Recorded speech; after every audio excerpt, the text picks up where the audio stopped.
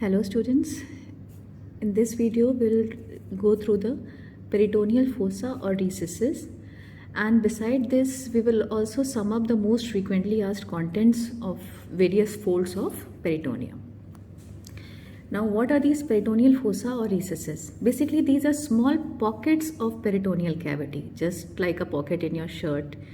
What happens? There is an accessory layer of cloth to make the pocket. Similarly here also there is a variable accessory peritoneal fold. Now these variable accessory peritoneal folds are basically seen in relation with duodenum, cecum, rectum, and they produce peritoneal recesses or pockets or fossae. Now what is the importance of knowing these folds? Basically the importance is that in these folds or in these pockets, a loop of intestine may get lodged and it may get obstructed. This leads to what? Internal hernia. So where does these folds happen? Actually these folds basically are seen at the transitional zone between absorbed and unabsorbed parts of mesentery. Now if you remember, we had discussed initially that during development almost whole of the GIT has its mesentery, but later on what happens? The mesentery at some parts get absorbed by the process of zygosis and becomes retroperitoneal. So initially all of the GIT was intraperitoneal, that is all had the peritoneal, and later on by the process of zygosis some parts became retroperitoneal and some parts remained intraperitoneal.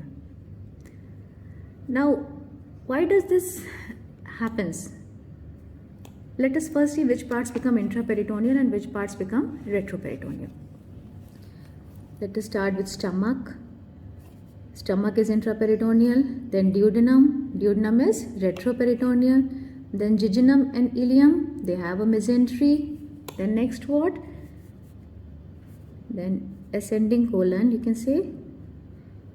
Ascending colon does not has a mesentery. Then transverse colon, it has a mesentery. It is called transverse mesocolon. Then descending colon, no mesentery. Then sigmoid colon, it has a mesentery, sigmoid mesocolon. Then rectum and anal canal.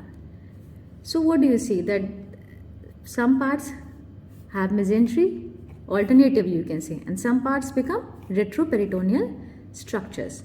Now can you think why does this happens? Why some part has its mesentery retained and some parts become retroperitoneal?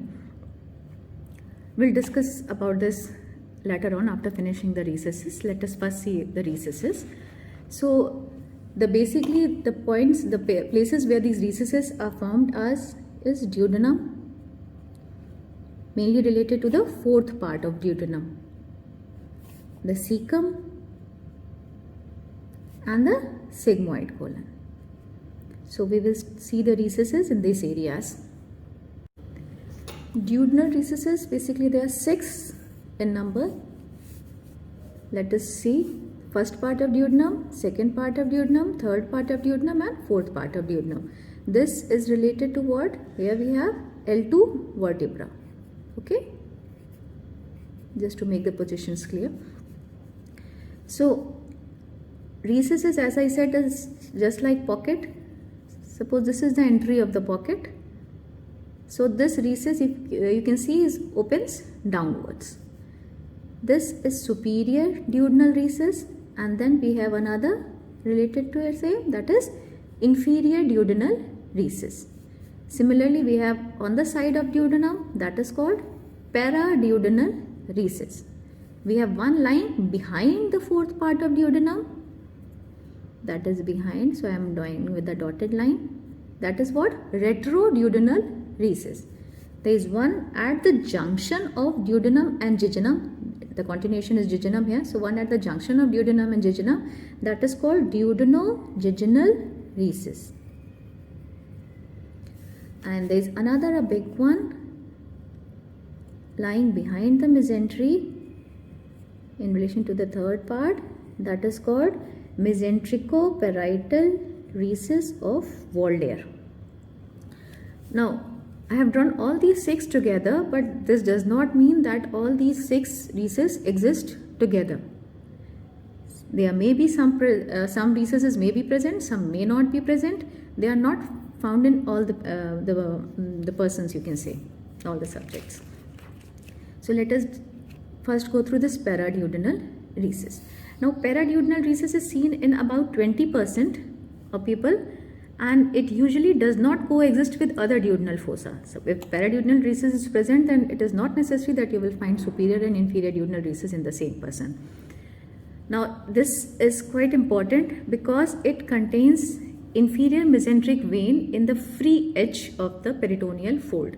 So inferior mesenteric vein lies in the free edge of the peritoneal fold. So this might be the free edge of the peritoneal fold, and inferior mesenteric vein lies here. Now this is surgically important. If this recess is present and suppose there is an internal hernia, a loop of small intestine has inserted in this small paraduodenal recess, then what will happen? It might get obstructed. So surgically this opening has to be enlarged. How will it get enlarged? During enlargement we have to be careful that this enlargement should be in downward direction, not laterally. It should be in downward direction so as to save this inferior mesenteric vein. Now let us see this next. We have superior duodenal recess and the inferior duodenal recess. So superior duodenal recess, if you see, it lies in front of L2 vertebra. Inferior duodenal recess is related to L3 vertebra. It lies in front of L3 vertebra. Superior duodenal recess faces downwards and inferior faces upwards. Superior is about 2 centimeters in deep and this is around 3 centimeters deep. Another we had seen was retroduodenal recess. It lies, as I said, it lies behind the 4th part of duodenum.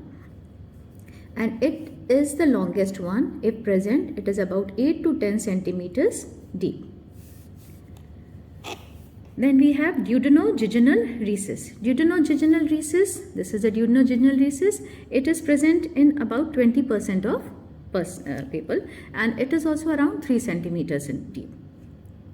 Then the last one is mesenterico-parietal recess or fossa of Waldeyer. If you see, the direction of opening is towards the left side. It opens towards the left side, and it is, again, it is very important. It is related to 2 vessels here, superior mesenteric artery and superior mesenteric vein here. So we have superior mesenteric vessels lying in the free edge of this mesenterico-parietal fossa of Waldeyer. Now this mesenterico-parietal fossa of Waldeyer is present in 1% of people. Now you can see this recess only after reflecting the upper part of mesentery, because it lies behind the upper part of mesentery. Now this upper part of mesentery, if you remember, it contains what? It contains superior mesenteric vessels. So the superior mesenteric vessels lie in the anterior fold of this mesenterico-parietal fossa of Waldeyer. Now this image might make you little clear. If you see, this is duodenum. The transverse colon has been reflected upward, otherwise it hangs from the duodenum only. So it has been reflected upwards. Here you can see this is what? This is the just lying on the side of the duodenum. This is paraduodenal fossa, and this is the inferior mesenteric vein running in the free edge of paraduodenal fossa. This is the inferior mesenteric vein. Similarly, you can see here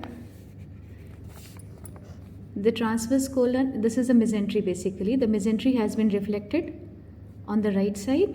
So you can see just near the upper part of mesentery there is a fossa. This is the fossa of Waldeyer or mesenterico-parietal fossa. And the superior mesenteric vessels run in this fold of mesentery. So it forms, you can see it runs in the anterior leaf of this fossa. There is another diagram.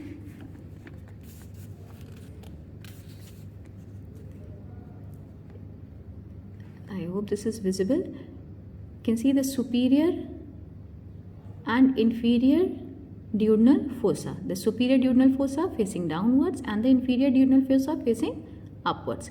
These two fossa normally they coexist, and they normally do not exist along with the paraduodenal fossa. So you can see the inferior mesenteric vein is lying here, but not in the paraduodenal fossa here. Now let us come on to cecal fossa. This is the ascending colon, this is the cecum here, ileum and appendix. Now basically there are three cecal fossa. One is the superior ileocecal fossa. Superior ileocecal fossa is located somewhere here between ascending colon and ileum. And there is the inferior ileocecal fossa. It is located somewhere here. You can see they both are pointing downwards and towards the left. The third is the retrocecal fossa. Retrocecal fossa, it means it lies behind the cecum. So it is somewhat like this. So we have superior ileocecal recess, inferior and retrocecal. Now this superior ileocecal recess, this is quite common, and this is important also as it contains anterior cecal artery in its anterior fold. Artery to cecum, you can say, that is anterior cecal artery. Anterior cecal artery is basically branch of ileocolic artery, which in turn is a branch of superior mesenteric artery.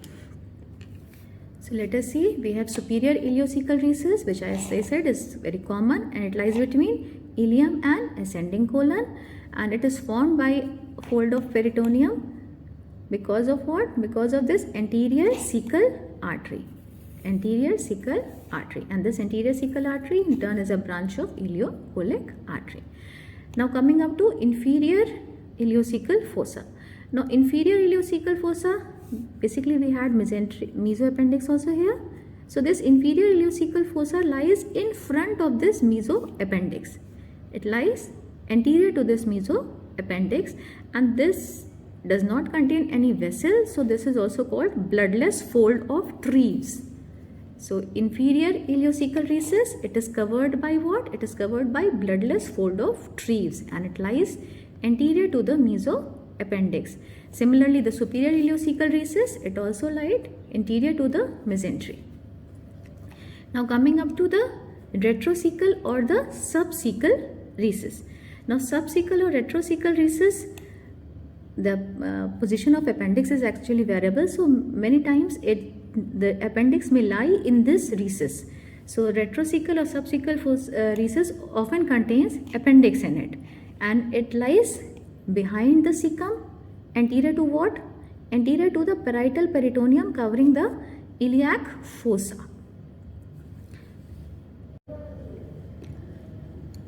Now this diagram might be helpful. If you see, this is the cecum, ascending colon, the ileum and the appendix, the mesentery, the mesoappendix, and these are the two fossa formed. These are the two fossa. So this is the superior ileocecal fossa and this is the inferior ileocecal fossa. Superior ileocecal fossa is a vascular fold containing anterior cecal artery, and the inferior ileocecal fossa is bloodless fold of Treves. And the other fossa lies behind this cecum, which is not visible here. Now coming up to sigmoid recess. Now this is quite easy. It has only one foci or recess associated with it. Suppose this is the sigmoid colon. This is the sigmoid colon. We have the sigmoid mesocolon with the apex lying here. This, what I have drawn, is the ureter, which lies at the apex. This is the ureter. Now this recess associated with sigmoid is called intersigmoid recess. Intersigmoid recess lies just behind the apex of sigmoid mesocolon and it faces downwards. Now coming up to a question which we have left earlier, that what will happen if whole of the GIT retains its mesentery. Now what does a mesentery do? A mesentery basically provides mobility. So if whole of the GIT retains its mesentery, whole of the GIT will be mobile. Now if you give mobility to all of them, there will be a chances of them getting twisted over each other. So they may basically rotate around their mesentery. Now this condition is called what? This condition is called volvulus. So the extreme mobility of any part of intestine may cause it to rotate around its mesentery, and that is called volvulus. And this volvulus basically leads to intestinal obstruction. Volvulus is basically seen because of abnormal rotation or deficient fixation. Now, abnormal rotation, basically this causes volvulus in neonates, and this causes volvulus in later life.